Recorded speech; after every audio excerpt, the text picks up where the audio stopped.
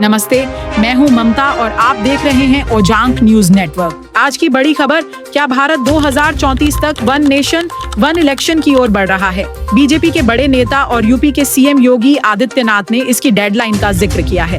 आइए जानते हैं पूरा माजरा। हाल ही में योगी आदित्यनाथ ने कहा कि 2034 में लोकसभा और विधानसभा चुनाव एक साथ होंगे।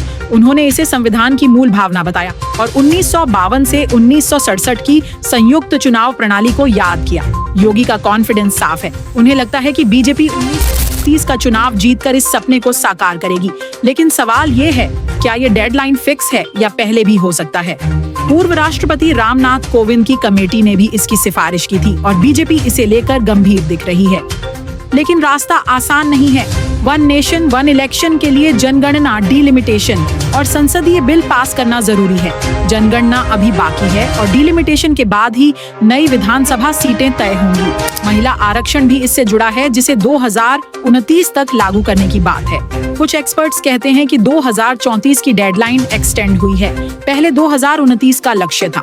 अगर मिड टर्म चुनाव या विधानसभा भंग होती हैं, तो टाइमलाइन और पेचीदा हो सकती है। साथ ही विपक्ष इसका विरोध कर रहा है, खासकर चुनाव आयोग को टर्म तय करने का अधिकार देने पर। बीजेपी के लिए ये एजेंडा पुराना है। अमित शाह कह चुके हैं, मोदी 3 टर्म रहे, 3 और आएंगे। अगर 2029 में बीजेपी जीती तो 2033 तक ये हकीकत बन सकता है। लेकिन विपक्ष इसे लोकतंत्र के खिलाफ मानता है। क्या ये प्लान कामयाब होगा, ये वक्त बताएगा। ओजांक न्यूज नेटवर्क पर बने रहें। अगली खबर तक नमस्ते।